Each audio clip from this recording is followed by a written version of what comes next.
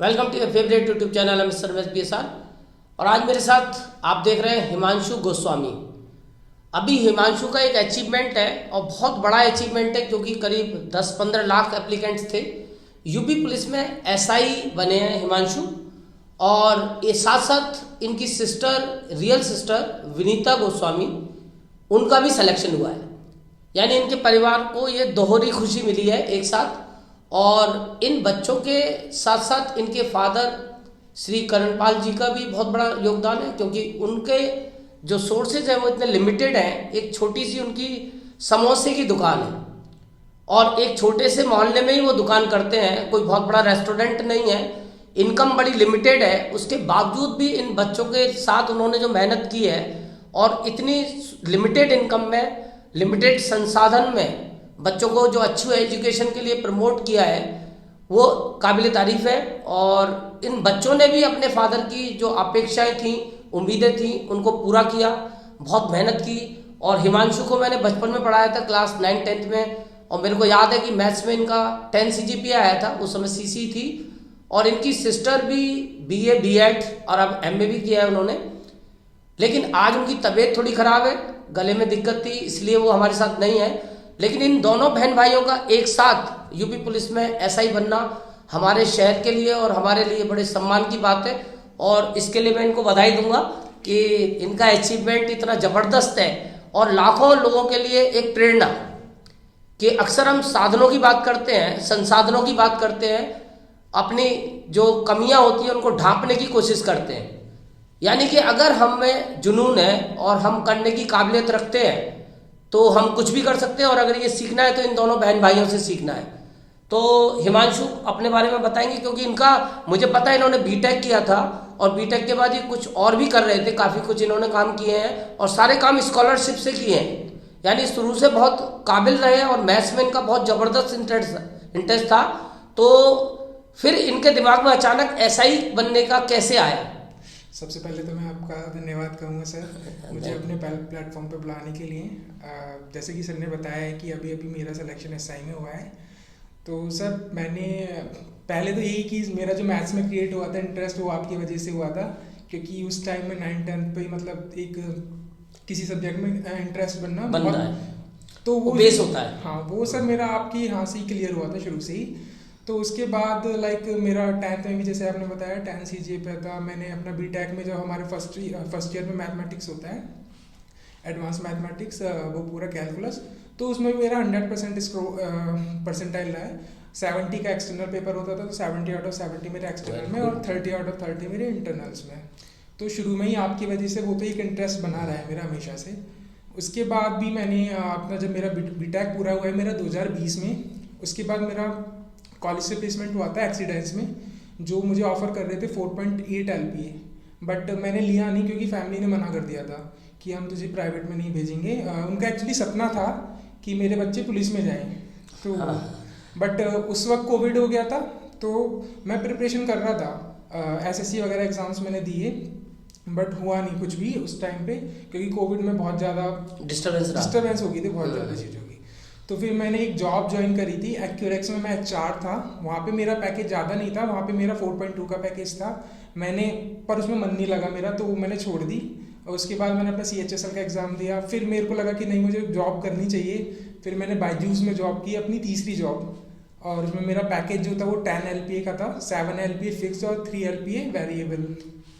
उसमें भी ज़्यादा दिन काम नहीं किया, 21 दिन मैंने काम किया था। 21 दिन के बाद मैंने अपने HR को रिज़ाइन कर दिया था। आफ्टर दैट मैं UPSI की प्रिपरेशन करने लगा, क्योंकि बहुत ज़्यादा चीज़ें कवर करने के लिए नहीं थी। मैथ्स मेरा बहुत ज़्यादा शुरू से स्ट्रांग था, तो मुझे मैथ्स पे बहुत ज़्यादा फोकस नहीं करना पड़ा था।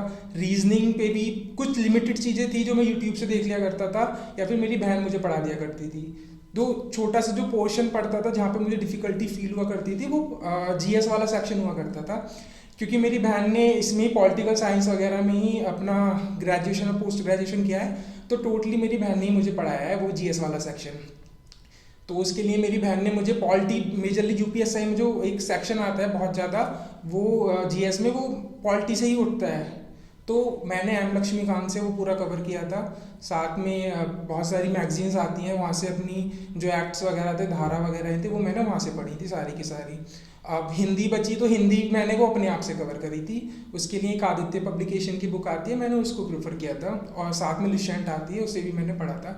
बाकी मुझे याद है मैंने प्रिपरेशन जो करना स्टार्ट किया था यूपीएसआई के लिए डेडिकेटेड होने के बाद, वो मैंने किया था 2021 में अपने जुलाई के बाद से। तो मेरे पास 3 महीने बचे थे, जून जुलाई अगस्त सितंबर, 3 महीने मैंने प्रिपरेशन की थी यूपीएसआई के लग के, क्योंकि उस साथ में मेरी जॉब भी चल रही थी उसके अकॉर्डिंग। उसके बाद मैंने बायजूस को छोड़ा, मेरा एग्ज़ाम हो गया था। आफ्टर दैट मैंने एक डीएसटी की स्कीम चलती है, department of science and technology centre में, तो उसके थ्रू एक प्रोग्राम होता है निधि ER करके, एंटरप्रेन्योर्स इन रेसिडेंस करके। तो मेरा एक पर्पस था, मैं एक प्रोजेक्ट कैरी आउट कर रहा था artificial intelligence, augmented reality and virtual reality पे। तो मैंने अपना जो आइडिया था उस लेवल पे अपना जो सेंटर में जो मिनिस्टर्स वगैरह हैं, मैंने उन लोगों को शो किया, अपने कॉलेज में शो किया, तो उनको वो बहुत अच्छा लगा, और उन्होंने वो मुझे उसके लिए अपना फंडिंग वगैरह भी दी कि आप इस प्रोजेक्ट को कैरी आउट करिए। तो मैंने एक टीम वहाँ पे मुझे मिली, ऑफिस मिला, वो सारा काम। तो हम अभी भी वो बच्चे ही बना रहे हैं टेक्निकल प्रोजेक्ट्स। वो मेरे साथ एक सर हैं वहाँ के प्रोफेसर, चीफ ऑपरेशन ऑफिसर, वो मेरा उसमें साथ दे रहे थे टोटली। तो अब वही कैरी आउट कर रहे हैं वो लोग, क्योंकि अब मैं इसमें आ गया हूँ। तो ये पूरी की पूरी जर्नी रही है। तो मतलब कुल मिला के केवल 3 महीने की तैयारी में तुमने ये सब कुछ अचीव किया? हाँ सर, बेसिकली ये था ना कि मैं जॉब भी कर रहा था, और इसके अलावा मैं एक बुक राइटर भी हूँ। मेरी बहुत सारी बुक्स जो है वो अमेजन और किंडल पे भी हैं। आप मेरा नाम डाल के देख सकते हैं वहाँ पे। मैं एक थ्रिलर राइटर हूँ बेसिकली। तो ये सारी चीज़ें मैं बड़ा सरप्राइजिंग है। तो क्योंकि देखो तुम्हारी जो नेचर रही, मैंने देखा बचपन से तुम बड़े सॉफ्ट थे और ओबीडियंट थे, जबरदस्त ओबीडियंट। आज भी मैं टीचर से कुछ बात कर रहा था, वो लोग भी तुम्हें याद कर रहे थे, तो वो लोग भी ये बात कह रहे थे कि इतना ओबीडियंट बच्चा शायद ही देखने को मिलेगा जितना हिमांशु था। तो देखो सभी लोगों का सपोर्ट रहा इसमें कि तुम्हारे सबसे बड़ी चीज़ तो मैंने तुम्हारे फादर की देखी कि उन्होंने तुम्हें टारगेट दिया और तुमने उसे अचीव भी किया। आगे मैं देखूंगा कि हो सकता है तुम इससे आगे भी निकलोगे, क्योंकि अभी इसमें तुम्हारे पास PCS का भी ऑप्शन है कि वो तुम कर सकते हो, या बाकी और भी तुम्हारा कोई सपना इसके साथ में हो?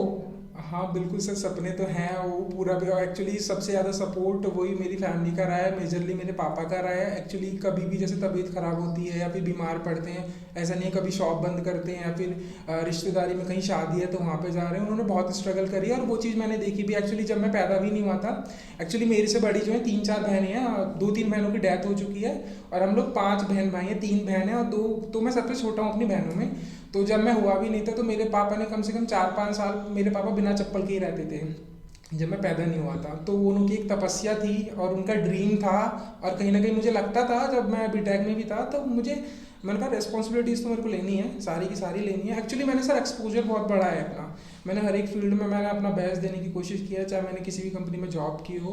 और ऐसा नहीं है कि मेरे को जॉब्स के बहुत अच्छे अच्छे ऑफर्स नहीं आए थे। मैं सॉफ्टवेयर, मैंने एक पापा के नाम पे एक छोटा सा स्टार्टअप ही स्टार्ट किया था अपना। मैं एक वेब डिज़ाइनर, एक ऐप डेवलपर भी हूँ, तो मैं फ्रीलांसिंग भी करता रहता था वो सारी चीज़ें।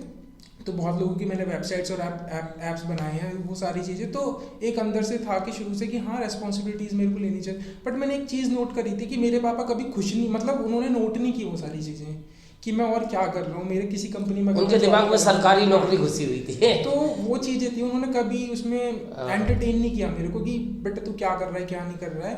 बट जब उनको मैंने बताया कि फाइनली आके कि हाँ पापा मम्मी हमारा सिलेक्शन हो गया है, आफ्टर दैट उससे खुश होंगे, बहुत खुश है वो उस चीज़ कि उनका सपना पूरा हो गया। वो उनकी इच्छा थी कि तुम पुलिस में जाओ और वो भी इंस्पेक्टर रैंक पे जाओ, तो उनको भी थोड़ा रेस्पेक्ट सोसाइटी में एक अच्छी मिलेगी कि भाई इंस्पेक्टर साहब के पापा है।